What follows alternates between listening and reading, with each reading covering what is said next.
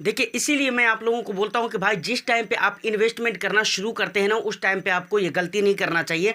Actually ये सवाल है कोमल शर्मा जी की तरफ से। उन्होंने कहा है कि मैं पिछले 4 महीने से इन्वेस्टेड हूँ, 3-4 फंड के अंदर मैं इन्वेस्टमेंट कर रही हूँ पिछले 3-4 महीने से, लेकिन सर मुझे ऐसा लगता है कि वो फ़ंड मेरे लिए सही नहीं है। अब मैं उसको रिडीम कर दूँगी बहुत जल्दी, बल्कि 6 फंड में इन्वेस्टेड थे, 2 फंड को मैंने रिडीम भी कर दिया है।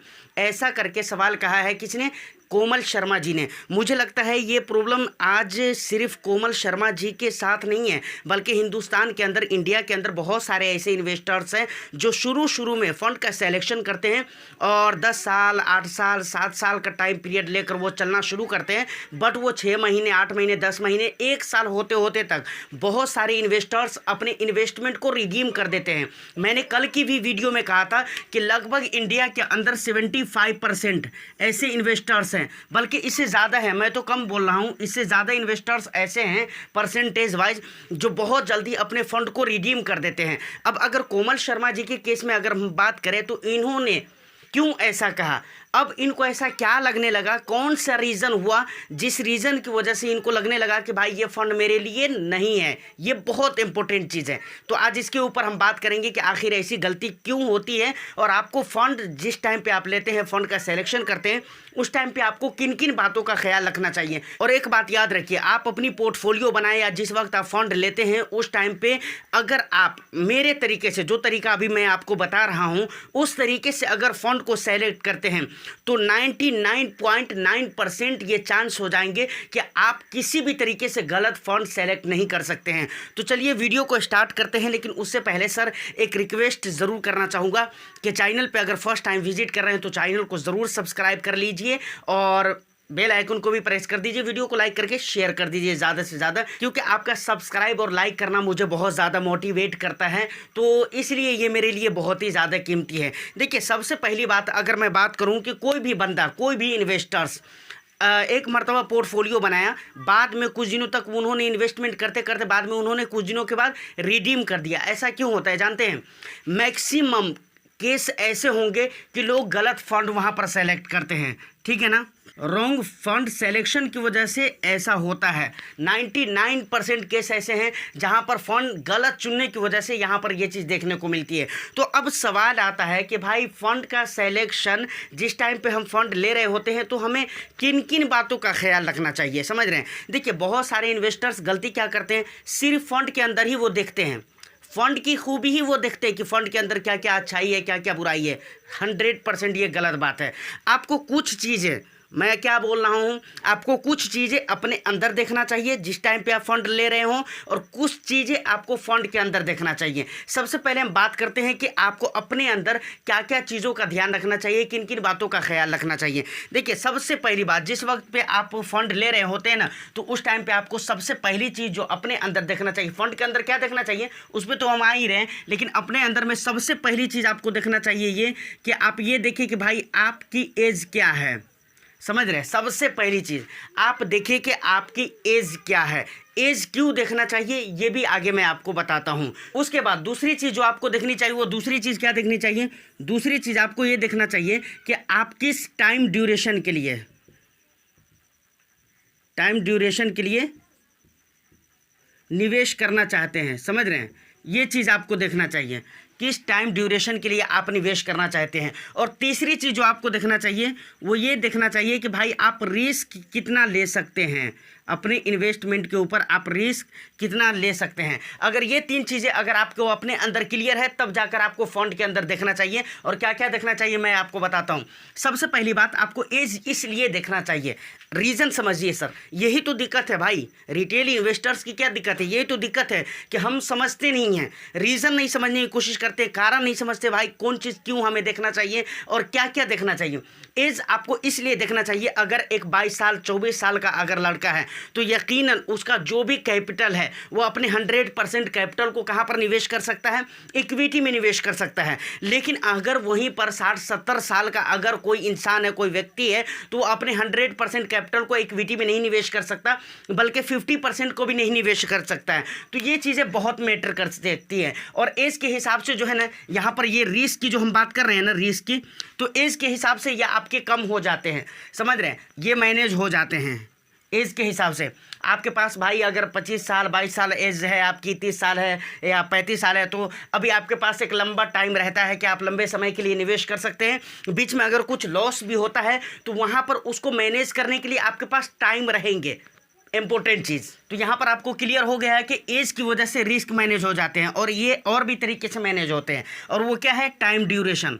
मैंने कहा ना, एज की बात अगर आ गई ना, अगर आपके पास समय ज़्यादा है, सिंपल बात है, अगर आप लंबे समय के लिए निवेश कर रहे हैं तो ऑटोमेटिक यहाँ पर रिस्क कम हो जाएगा। तो सबसे इंपॉर्टेंट चीज़ मुझे लगता है कि ये चीज़ आपको ध्यान देना बहुत ही ज़रूरी है कि आपकी एज क्या है, टाइम ड्यूरेशन क्या है, किस टाइम पीरियड के लिए, कितने दिनों के लिए आप निवेश करना चाहते हैं, और आप कितना रिस्क ले सकते हैं। ये सारी बात हो गई जो आपके अंदर देखनी चाहिए। अब फंड के अंदर क्या देखना चाहिए उसके ऊपर हम बात करते हैं। देखिए, फंड के अंदर जो सबसे पहली चीज़ आपको देखना चाहिए वो क्या देखना चाहिए, आपको पता है? फंड के अंदर सबसे पहली चीज़ फंड परफॉर्म, ये सबसे मेन चीज़ है, ये सबसे पहली चीज़ है। फंड परफॉर्म आपको देखना चाहिए। अब देखिए, फंड परफॉर्म कैसे देखते हैं, हम फंड का पास्ट का रिकॉर्ड देखते हैं, समझ रहे कि नहीं, कि पास्ट में कैसा इस फंड ने परफॉर्म किया है। देखिए, बहुत सारे लोग बहुत मर्तबा कहते हैं कि भाई पास्ट में जो रिटर्न्स दिया है उसको आप लेकर चल रहे हो, या फिर पास्ट में जो रिटर्न्स दिया है उस पर ध्यान नहीं देना चाहिए, वो फ्यूचर की गारंटी नहीं होती है। यही बात है, यही मेन दिक्कत है भाई, फ्यूचर की गारंटी नहीं होती है, इसका ये मतलब नहीं है कि पास्ट का जो रिकॉर्ड है उसको देखना नहीं चाहिए। फंड परफॉर्म में आप क्या चेक करते हैं, आप यही ना चेक करते कि भाई पास्ट में कैसा रिटर्न्स दिया है। और दूसरी जो मेन बात है वो क्या है पता है आपको? दूसरी मेन बात ये है कि पास्ट में इस फंड का जो रिटर्न्स रहा है वो अपने बेंचमार्क इंडेक्स को बीट किया है या नहीं किया है, ये बहुत मेन चीज़ है। तो हम यही तो देखते हैं, और पास्ट परफॉर्म में यही चीज़ तो देखना रहता है ना कि भाई पास्ट में कैसा रिटर्न्स दिया है और अपने बेंचमार्क का उसका जो भी बेंचमार्क इंडेक्स है उसको वो बीट किया है या नहीं किया है। और हम ये देखते हैं कि इक्विटी, खास तौर से अगर large cap, mid cap, small cap या फिर फ्लैक्सी कैप, मल्टी कैप, इस तरह के जो फंड्स हैं इक्विटी कैटेगरी के, उनमें हम क्या देखते हैं कि भाई शॉर्ट ड्यूरेशन में वो अपने बेंचमार्क इंडेक्स को बीट किया हो या नहीं किया हो, ये इतना ज़्यादा मैटर नहीं करता है। लेकिन लॉन्ग ड्यूरेशन में वो अपने बेंचमार्क को बीट करना ही चाहिए हर हाल में, ये हम देखते हैं, समझ रहे कि नहीं। और ये बहुत ज़रूरी भी है देखना कि लॉन्ग ड्यूरेशन में अपने बेंचमार्क इंडेक्स को बीट करना ही चाहिए। शॉर्ट ड्यूरेशन में 1 साल हो गया, 6 महीने हो गया, 2 साल हो गया, 3 साल, ऐसे में ऐसे टाइम पीरियड में अगर ना भी बीट किया तो चलेगा, कोई दिक्कत नहीं। 3 साल में जबकि बीट करना चाहिए, लेकिन कुछ देर के लिए हम मान लेते हैं कि चल सकता है। लेकिन अगर 8 साल, 7 साल, 5 साल, 10 साल अगर इस तरह के टाइम ड्यूरेशन में अगर अपने बेंचमार्क इंडेक्स को बीट नहीं कर रहा है, इसका मतलब वो फंड सही नहीं है, उतना अच्छा नहीं है। अब दूसरी चीज़ जो आपको देखना चाहिए, वो दूसरी चीज़ क्या देखना चाहिए? दूसरी चीज़ देखना चाहिए आपको AUM। देखिए, ये बहुत सारे लोग कहते हैं, लेकिन AUM के ऊपर ध्यान रहता है, लेकिन मैं इन चीज़ों को ज़्यादा रेफ़र नहीं करता। AUM को इसलिए कहते हैं कि भाई यहाँ पर लिक्विडिटी का प्रॉब्लम ना होगा अगर बड़ा क्या कहते हैं कि AUM साइज़ रहेगा तो, समझ रहे हैं कि नहीं। लेकिन हम कहते हैं कि भाई लिक्विडिटी का प्रॉब्लम की जहाँ तक बात है तो ये लिक्विडिटी का मामला आता कब है? जब कोविड जैसा केस हो या इस तरह का कोई भी रियर केस हो, वहाँ पर लिक्विडिटी का प्रॉब्लम आता है कि सारे लोग सेल करने पर भीड़े पड़े रहते हैं, समझ रहे। बाकी आम दिनों में और आम तौर पे ये चीज़ें देखने को नहीं मिलती है, तो AUM को ज़्यादा मैं इतना सीरियस लेकर नहीं चलता हूँ, समझ रहे हैं ना। मैं ये कहता हूँ कि एक फ़ंड अगर उसका परफॉर्म अगर अच्छा है, फ़ंड साइज़ अगर छोटा भी है, जबकि परफॉर्म अच्छा रहेगा तो फ़ंड साइज़ छोटा नहीं रहेगा। लेकिन कई मरतबा ऐसा होता है, जैसे BOI स्मॉल कैप रिटर्न्स बहुत ही अच्छे बना कर दे रहे हैं, मैनेजमेंट वगैरह सारा कुछ बहुत अच्छा है, लेकिन AUM साइज़ अभी उसका छोटा है, तो इसका ये मतलब नहीं कि वो गलत फ़ंड है और वहाँ पर हम निवेश नहीं करेंगे। हम ऐसे फ़ंड में, जैसे BOI स्मॉल कैप हो गया, इस तरह के और भी बंधन स्मॉल कैप हो गए, तो इस तरह के जो फ़ंड होते हैं वहाँ पर हम ये देखते हैं कि भाई सारा मैनेजमेंट वगैरह अगर ठीक ठाक है तो AUM अगर छोटा है तो समझिए वो आपके लिए एक अवसर है, अपॉर्चुनिटी है, समझ रहे। हम तो इसको इस हिसाब किताब और इस माइंड से देखते हैं। तीसरी चीज़ जो आपको देखना चाहिए किसी भी फंड के अंदर, वो तीसरी चीज़ जो है वो बहुत ही मेन है, समझ रहे हैं, वो क्या है? एक्सपेंस। एक्सपेंस रेशियो आपको ज़रूर देखना चाहिए कि जहाँ पर हम निवेश कर रहे हैं वहाँ पर हमारे खर्चे कितने लगने वाले हैं, क्योंकि ये खर्चे आपके रिटर्न्स में से कट जाते हैं। एक बात और भी बताऊँ, जो आप रिटर्न्स देखते हैं किसी भी वेबसाइट पर या किसी भी एप्लीकेशन पर, तो वहाँ पर ये भी मेरे पास सवाल आया था कि भाई जो रिटर्न्स जो दिखलाया जाता है वेबसाइट पर या किसी भी ऐप के अंदर, तो उसमें एक्सपेंस रेशियो काट कर दिखलाया जाता है या उसमें एक्सपेंस रेशियो होता ही है, वो बाद में कटता है। तो मैं आपको बताना चाहूँगा कि वो आपको काट कर ही दिखलाया जाता है। और एक्सपेंस रेशियो कैसे करता है इसकी अगर हम बात करें तो एक्सपेंस रेशियो कटने का तरीका ये है कि वो डेली बेसिस पे करता है, समझ रहे हैं। इतना कम करता है ना, इतना कम करता है ना कि आपको पता नहीं चल पाता है, तो वो कट कर ही दिखलाया जाता है आपको। तो एक्सपेंस रेशियो का देखना बहुत ही ज़रूरी है, क्योंकि ये आपके खर्चे हैं, वो उसको आप समझ रहे हैं कि ये कौन सा खर्चा है और क्यों एएमसी लेती है। तो फाइनली ये कुछ इंपॉर्टेंट चीज़ें थी जिसको देखने के बाद मुझे लगता है और जिसको ध्यान में रखने के बाद आप अच्छे तरीके से फ़ंड का सिलेक्शन कर सकते हैं। एक मरतबा समरी के तौर पर देख लिया जाए तो सबसे पहले आपको एज देखना चाहिए। अगर एज आपने देख लिया तो कभी आपकी एज, अगर मैं बोला ना कि ज़्यादा एज है तो आप स्मॉल कैप में नहीं जाएंगे। टाइम ड्यूरेशन अगर आपको 1 साल, 1.5 साल, 2 साल है तो आप कभी भी स्मॉल कैप में निवेश नहीं करेंगे, समझ रहे हैं कि नहीं। और रिस्क आप अगर कम ले सकते हैं तो कभी भी आप ज़्यादा रिस्की काम नहीं करेंगे, जैसे कम टाइम के लिए निवेश करना स्मॉल कैप में और स्मॉल कैप में निवेश कर देना, ऐसी गलती आप नहीं करेंगे। उसके बाद फंड के अंदर अगर आप परफॉर्म देख लेते हैं तो आपको पता चल जाएगा कि हाँ पास्ट में ऐसा रिकॉर्ड रहा है, आगे भी इसका अच्छा रिकॉर्ड रह सकता है। देखिए गौर करने वाली बात एक और भी है कि किसी भी फंड का परफॉर्म अगर अच्छा है ना, तो ऐसा नहीं है कि सिर्फ पास्ट में मार्केट की अच्छाई की वजह से, मार्केट में रैली रही जिसकी वजह से ही रिटर्न्स बनाए, ऐसा नहीं है भाई।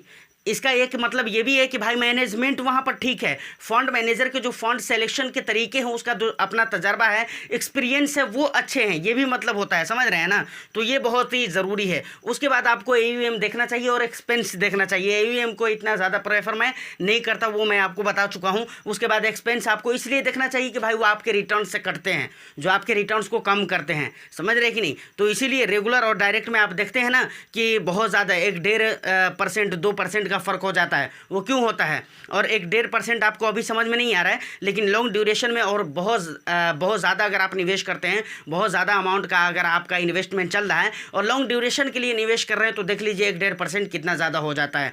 तो इस तरीके से आप फंड का सिलेक्शन करें, कभी भी आपको बीच में छोड़कर भागने की ज़रूरत नहीं होगी और ना मार्केट की गिरावट में, वोलेटिलिटी में आपको घबराने की ज़रूरत होगी।